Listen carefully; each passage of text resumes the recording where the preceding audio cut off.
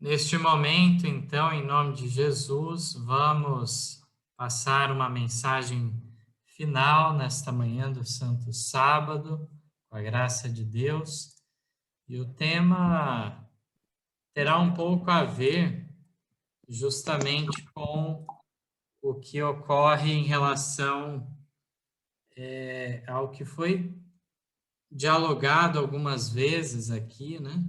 Sobre a obra do Espírito Santo, as promessas em relação a ele. Existe um aspecto que desperta bastante curiosidade e há suas teorias diversas por aí, que é sobre o batismo do Espírito Santo. O que isso significaria? Existe, então, daqueles que vêm de uma linha neopentecostal e mesmo pentecostal, um destaque a isso em relacionar o batismo do Espírito Santo com o chamado dom de línguas. E nós vemos que na chuva temporã, aquele evento no Pentecoste com os discípulos, ocorreu de fato algo maravilhoso lá, de cada um ouvindo na sua língua materna, né? Deus, então, agiu de maneira sobrenatural para que a mensagem dos apóstolos fosse compreendida por todos que estavam lá, de várias pátrias diferentes, todos ouvissem na sua própria língua. E aquilo foi um derramamento, um grande poder do Espírito Santo manifestado. Mas afinal, o que seria o batismo do Espírito Santo? E aqui, de maneira um tanto dinâmica, procuraremos trazer uma resposta bíblica e também com o apoio do Espírito de Profecia sobre essa questão. Vou colocar aqui na tela, então, o material que os irmãos vão acompanhar. Então, aqui, primeiramente, vamos ler esse texto de Ellen White, que resume a questão, que ela diz assim: quando os homens e as mulheres recebem o batismo do Espírito Santo, eles confessam seus pecados e ser-lhes-á concedido perdão, que quer dizer justificação. Então, nós vemos que, na realidade, aqui na compreensão que Ellen White resume, o batismo do Espírito Santo está diretamente relacionado, na realidade, com a nossa conversão. Não um momento posterior, como muitos querem colocar, mas com a própria conversão, e uma vez havendo isso, haverá a confissão pública dos pecados, o perdão será concedido, ou seja, será justificada essa pessoa. O primeiro texto que eu gostaria de ler está em Tiago 3,5. Vamos às nossas Bíblias, pegar esse primeiro texto que confirma essa colocação em Tito, né? No livro de Tito, antes de Tiago, antes de Hebreus. Temos aqui em Tito, no capítulo 5, aliás, no capítulo 3, o verso 5, diz assim: não pelas obras de justiça que houvéssemos feito, mas segundo a sua misericórdia, nos salvou pela lavagem da regeneração e da renovação do Espírito Santo. Então, vemos, através disso, a colocação devida da nossa salvação relacionada com essa transformação que é operada pelo Espírito Santo, uma lavagem, porque o Espírito Santo também é muitas vezes figurativamente relacionado com a água, né? Então, essa regeneração é feita pela operação do Espírito Santo.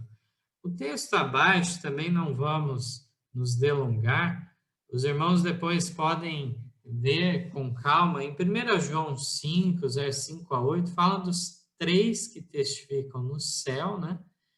Que fala então do Pai, do Verbo, a Palavra e o Espírito Santo, os três que testificam na terra. e os três concordam em um só. E nós vemos que fala do Espírito, da água e do sangue. Então, nós temos aí a atuação do Espírito Santo, a lavagem que ele efetua, e também tudo isso através do sacrifício de Cristo. O seu sangue derramado por nós é que torna possível esta obra maravilhosa do Espírito Santo, tanto de nos atrair como de nos regenerar. É interessante vermos agora, nos próximos textos, algumas pessoas que receberam o Espírito Santo antes mesmo do batismo. Olha só que interessante. Vamos em Atos, no capítulo 10, versos 44 e 48.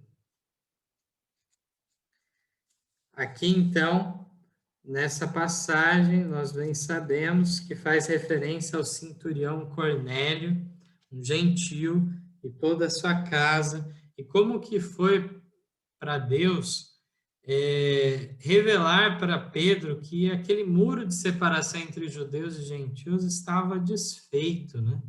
E teve que, através de várias formas, ir tirando esse preconceito.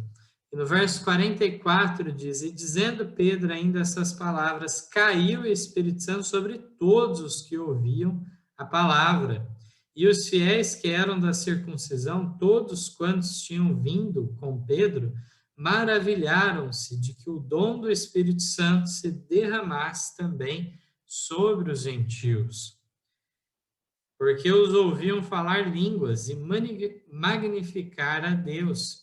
Respondeu então Pedro, pode alguém porventura recusar a água para que não sejam batizados estes que também receberam como nós o Espírito Santo? E mandou que fossem batizados em nome do Senhor. Então rogaram-me que ficasse com eles por alguns dias. Então, nesse texto, nós vemos de maneira maravilhosa como que, na realidade, Deus, até de uma maneira, uma manifestação exterior, efetuou para as pessoas notarem que havia ocorrido uma conversão de fato, e por isso o Espírito Santo derramado sobre eles, e falaram em línguas, justamente o mesmo ato sobrenatural que tinha ocorrido com os discípulos no Pentecoste, de modo que Pedro pôde justificar perante aqueles que eram judeus, dizendo, como que podemos negar as águas do batismo para pessoas que estão na mesma condição, e isso que eles nem sequer tinham sido batizados. Então, não é algo de acharmos que somente depois do batismo que pode ocorrer, porque, na realidade, é essa ligação com Deus, essa conversão que ocorre. No capítulo 11, também, os versos 15 e 18, confirma mais uma vez isso, dizendo... Ele relatando para a igreja, depois Pedro, e quando comecei a falar, caiu sobre eles o Espírito Santo, como também sobre nós ao princípio. E lembrei-me do dito do Senhor, quando disse, João certamente batizou com água, mas vós sereis batizados com o Espírito Santo. Portanto, se Deus lhes deu o mesmo dom que a nós, quando havemos crido no Senhor Jesus Cristo, quem era então eu para que pudesse resistir a Deus? E ouvindo essas coisas apaziguaram-se, e glorificaram a Deus, dizendo, na verdade, até os gentios deu Deus o arrependimento para a vida. Reconhecer, então, esse arrependimento, essa conversão da parte dos gentios. Mas vemos de maneira impressiva que ele relaciona com aquela promessa que, além da questão do rito, do batismo, de arrependimento que João Batista tinha apresentado, Jesus batizaria com o Espírito Santo. Algo a mais é apresentado, essa entrega total da conversão por uma nova vida no reino de Cristo. É isso que é apresentado aqui. Esse batismo do Espírito Santo pode até, eventualmente, ter uma manifestação gloriosa. Mas isso não significa, então, que em todos os casos será assim. Na realidade, o maior milagre é uma pessoa, então, de manhã servir a Satanás e à tarde, então, ela estar servindo a Deus.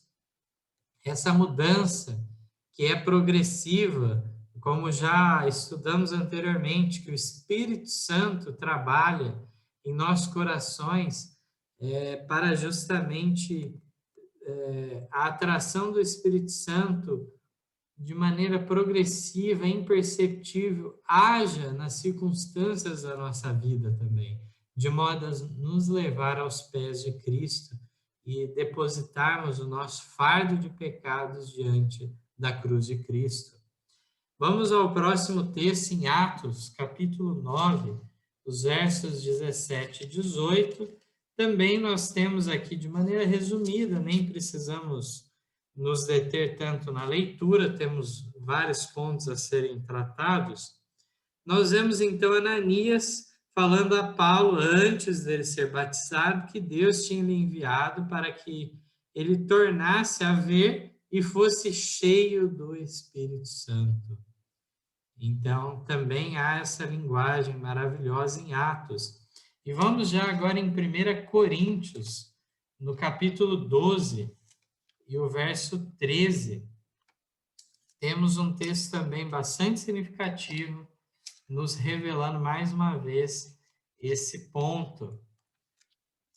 1 Coríntios, capítulo 12, verso 13. Pois todos nós fomos batizados em um Espírito, formando um corpo, quer judeus, quer gregos, quer servos, quer livres, e todos temos bebido de um Espírito.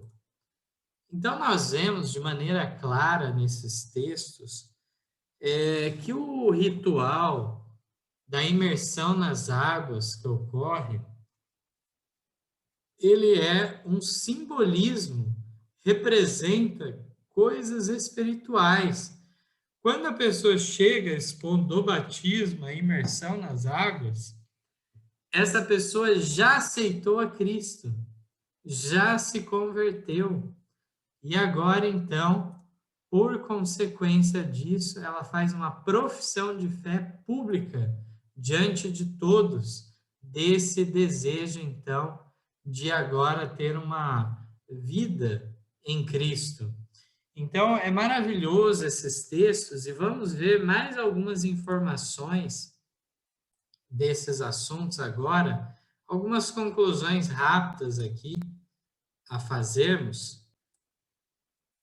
Primeiramente, então, nós vimos que o batismo do Espírito Santo significa simplesmente a conversão genuína que precede ao próprio ritual do batismo nas águas, como comentei.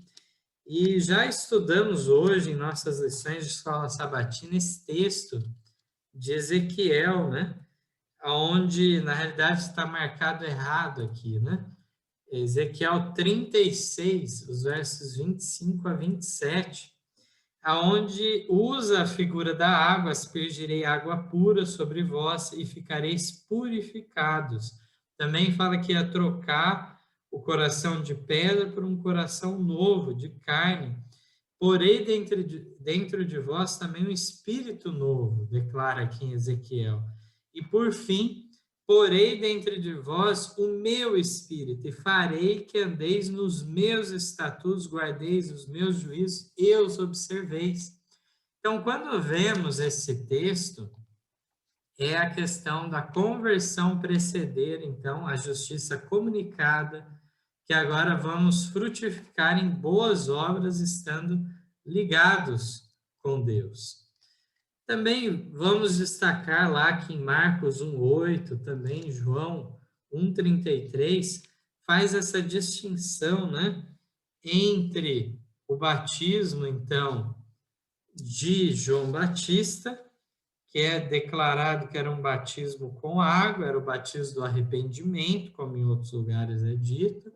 Era um ato que João Batista estava preparando as pessoas para aceitar o Messias, abrindo caminho para isso. Então, por isso que, em certo sentido, o batismo de João Batista não cumpre todos os requisitos, né?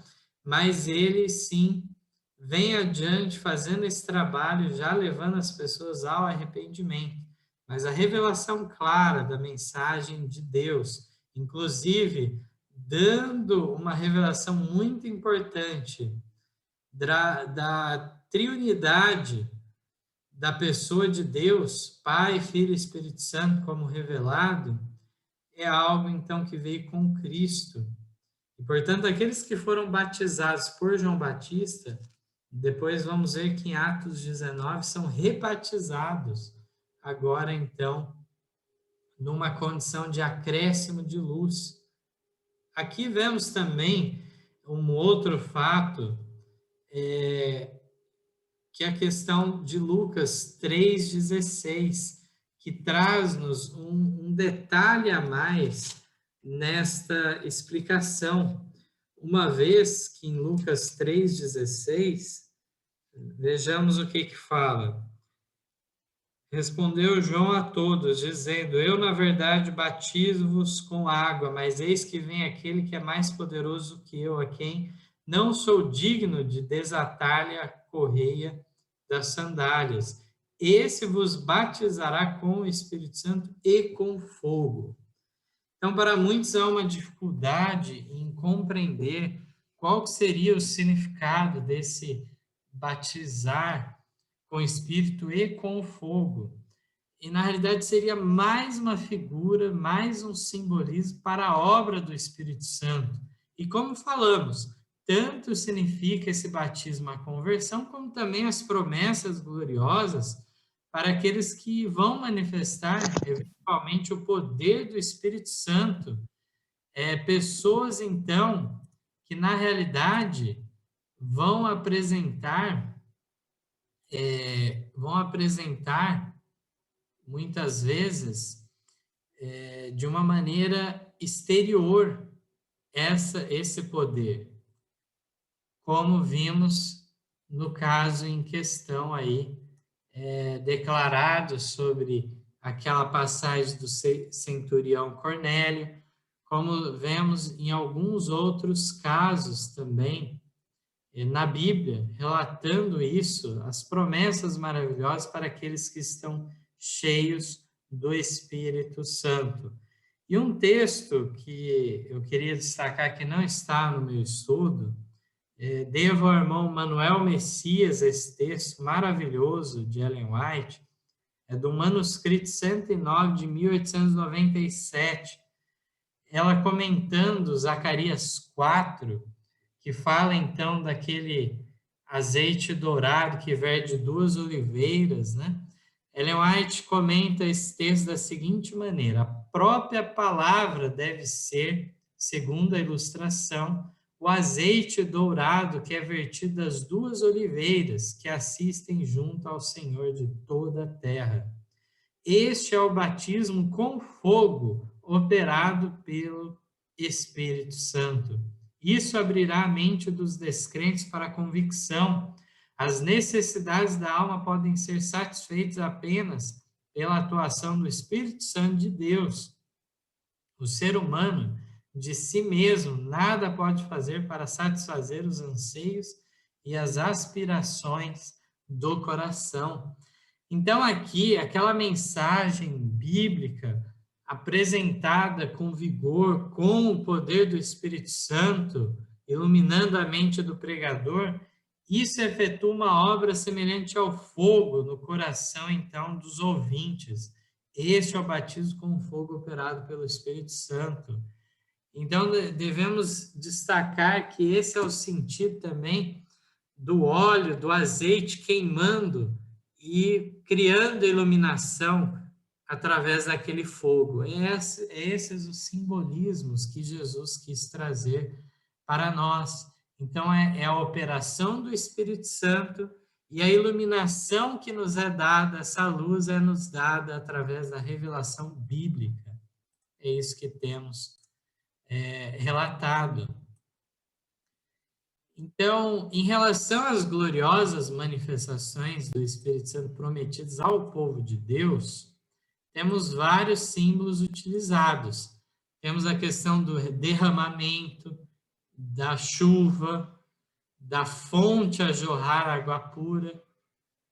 Existem várias situações, mas um detalhe importante nisso, por exemplo, quando falamos de chuva temporã e a promessa da chuva serôdia para a conclusão da obra evangélica, devemos entender que em ambos os casos são promessas não dirigidas ao indivíduo especificamente, mas ao povo de Deus, de modo geral. Então, por isso, essa distinção. É fato que antes de ocorrer a chuva serôdia, ou mesmo antes de ocorrer a chuva temporã, na época dos apóstolos, temos aí as eras patriarcais, dos reis e tudo mais, a era dos reformadores. Esses homens não ficaram sem o Espírito Santo, de modo algum. Assim como na história da igreja cristã, continuamos na influência daquela chuva temporã. Na realidade, o que ocorre é que, de maneira mais isolada, houve manifestações gloriosas. Temos na pregação da própria mensagem do primeiro anjo, na Escandinávia, crianças, então, sendo usadas numa idade tenra por Deus e tomadas pelo Espírito Santo e declarando a mensagem com autoridade. Então, vemos, nesse sentido, de fato, é algo importante de entendermos que uma pessoa pode sim ficar cheia do Espírito Santo hoje. Deus queria fazer muito mais por nós, mas Ele não o faz pela nossa incredulidade, muitas vezes por apostasia em algum ponto, e devemos então reformar a nossa vida, reavivar a nossa fé, para sermos usados, sermos cheios do Espírito Santo. Mas em relação às promessas ao povo de Deus, existem seus tempos determinados e são usados símbolos de algo torrencial, né? Um derramamento, uma chuva, uma fonte sem parar a jorrar a água pura e assim por diante. Temos também algo a dizer em relação a Atos 19. Vamos nesse texto rapidamente, onde encontramos algo interessante. Aqui nós vemos então que esses homens eram alguns homens que Paulo encontrou. Aqui diz assim: sucedeu que enquanto Apolo estava em Corinto, Paulo, tendo passado por todas as regiões superiores, chegou a Éfeso. E achando ali alguns discípulos, disse: recebeste vós já o Espírito Santo quando crestes? E eles disseram: nós nem ainda ouvimos que haja Espírito Santo. Perguntou-lhes então: em que sois batizados então? E eles disseram: no batismo de João. Então nós vemos aqui, e se os irmãos pegarem o livro de Ellen White, o Atos dos Apóstolos, ela explica em detalhes esse encontro com esses que eram discípulos de João. Depois eles foram longe da Judéia, né? Foram para outras localidades e não ficaram conhecendo o resto da história. Muitos deles tinham já visto o próprio João Batista apontando para Jesus como Cordeiro, que tira o pecado do mundo, como Messias, e, no entanto, não compreenderam a missão de Cristo corretamente. E, então, fala que Paulo explicou do sofrimento, da morte de Cristo, a ressurreição e sua ascensão ao céu. Tudo isso ele explicou para aqueles irmãos. E aí, então, eles não tinham qualquer conhecimento em relação à pessoa do Espírito Santo e muito menos sobre a obra que o Espírito Santo já tinha operado pelos apóstolos no Pentecoste, não tinham sido atingidos por essa obra maravilhosa. E agora, então, chegaram a esse ponto quando Paulo encontra eles em Éfeso. Nós encontramos aqui ainda na continuação que Paulo diz, certamente João batizou com o batismo de arrependimento, dizendo ao povo que cresce no que após ele havia de vir, isto é, em Jesus Cristo.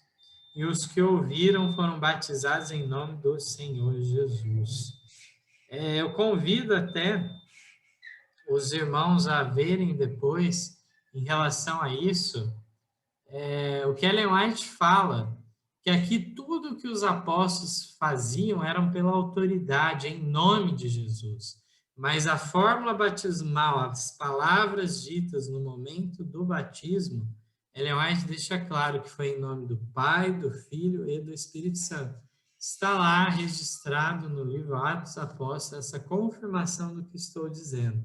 Na realidade, Paulo, ele falou da própria comissão evangélica para aqueles discípulos de João Batista, de modo que Paulo, ao mesmo tempo, não ia falar daquela comissão evangélica de ir a todo mundo, batizando em nome do Pai, do Filho e do Espírito Santo, fazendo os discípulos, né, em todas as nações, não iriam falar isso para em seguida contradizer o mandato divino. Então, Ellen White é muito clara nesse aspecto, assim como podem ver no Atos Apóstolos, se não me engano, na página 28, no começo, no primeiro capítulo, então, se não me engano, ela fala em relação à senha, a autoridade para tudo que eles faziam era em nome de Jesus. Isso permeava a vida deles. E aqui nós vemos na continuação também, que no verso 6, impondo-lhes Paulo as mãos, veio sobre eles o Espírito Santo e falavam línguas e profetizavam. E estes eram ao todo uns 12 homens. Vemos mais uma vez aqui uma manifestação, estes irmãos se ligando àquela obra, ainda sob a influência da chuva temporã, todos eles agindo. Não só falaram em línguas, mas começaram a profetizar. Então, aqui no comentário, eu digo aqui em relação ao que deduzimos das declarações de Paulo em Atos 19, 1 a 5, assim como na sua explanação em Romanos 6, né? E de que o batismo de João tinha que ver com arrependimento, enquanto o batismo de Jesus inclui o arrependimento, mas também o ato de unir-se a Cristo em sua morte e ressurreição. Então, essa é a maravilhosa revelação lá em Romanos, né? Desse ato de mergulhar nas águas, morrer o velho homem, morrermos para o pecado e agora ressurgirmos com Cristo em novidade de vida. Esse é o simbolismo maravilhoso contido. Eu gostaria, para concluir este tema, irmãos, ler uma passagem de Ellen White maravilhosa, uma visão impressionante que ela teve, está registrada no Mensagens Escolhidas, volume 1, na página 109 em diante. Eu vou ler apenas aqui um trecho, ela tem 3 páginas, mais ou menos. Os irmãos depois fica como dever de casa, digamos assim. Pois os irmãos peguem o livro e leiam o capítulo inteiro, é maravilhoso vermos essa visão, que diz assim: durante a noite do primeiro sábado da reunião de Newcastle, parecia-me achar-me em reunião, apresentando a necessidade e importância de recebermos o Espírito. Esta era a preocupação de meu trabalho, o abrir de nosso coração o Espírito Santo. Uma ocasião, Cristo disse a seus discípulos: ainda tenho muito que vos dizer, mas vós não o podeis suportar agora. Sua compreensão limitada impunha-lhe restrição.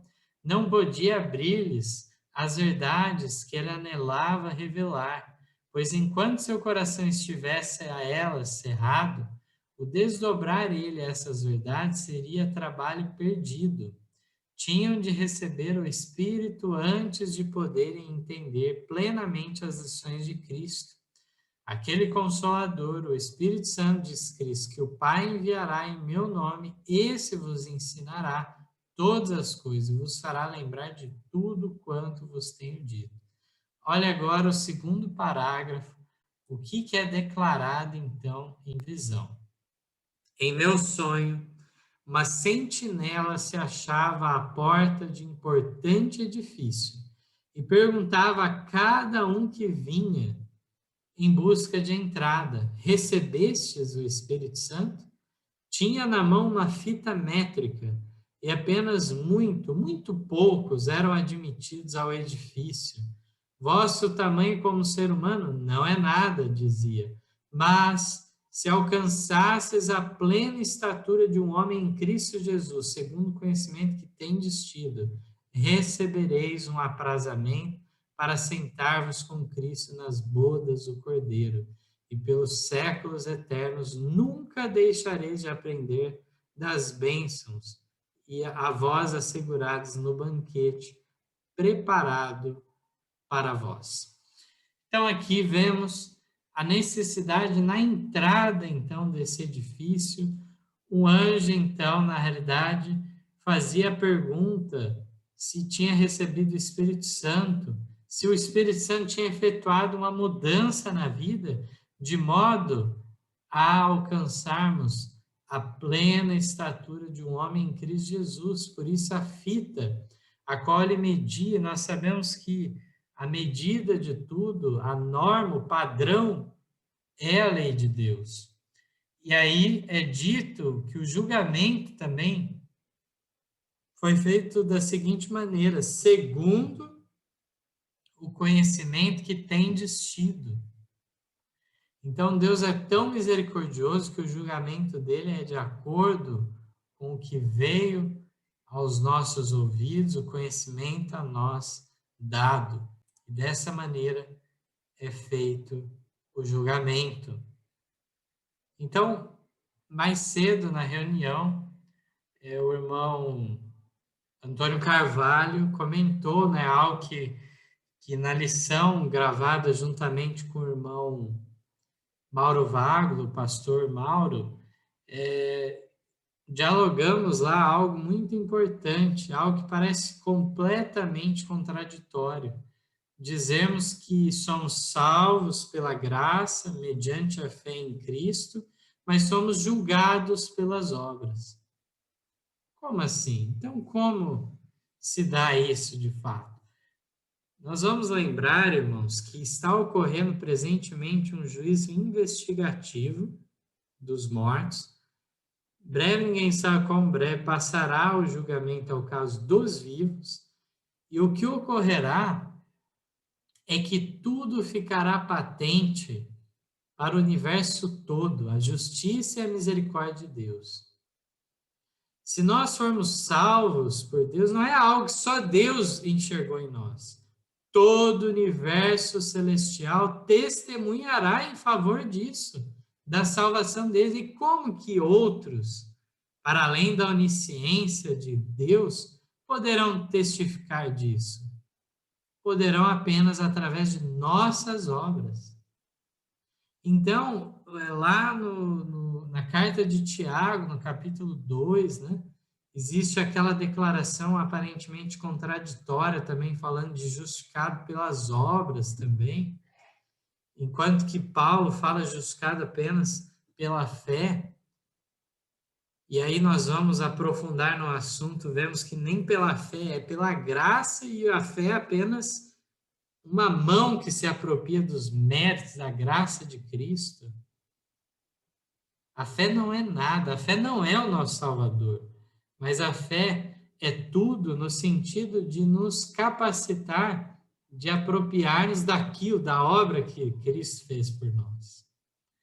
Mas as obras, como que elas entram? Entram justamente como fruto, como consequência inevitável daquele que foi salvo, daquele que foi justificado.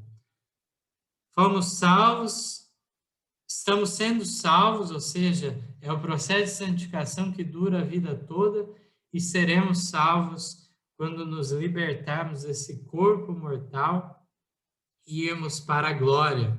A glorificação, então, trará uma mudança completa, sem nenhum embaraço do pecado.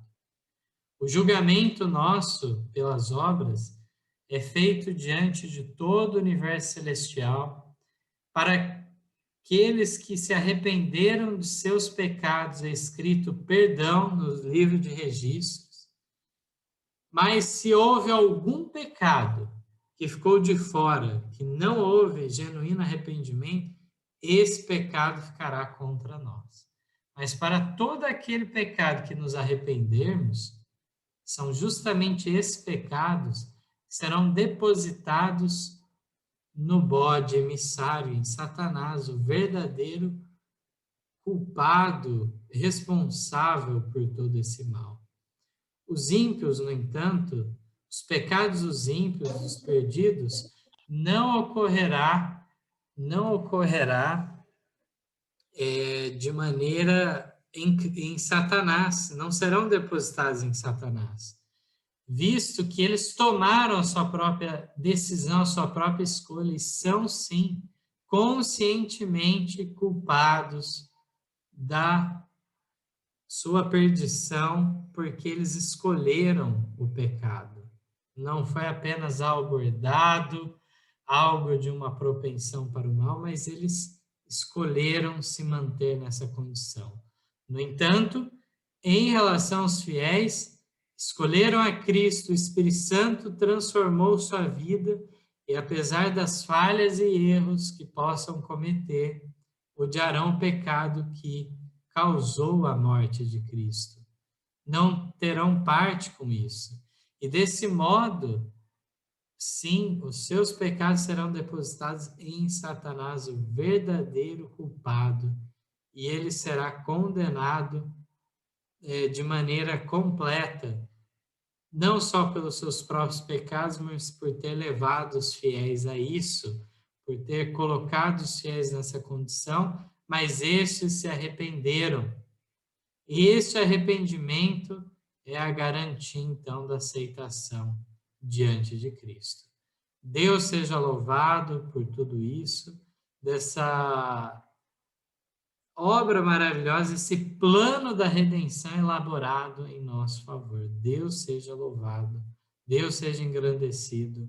Amém.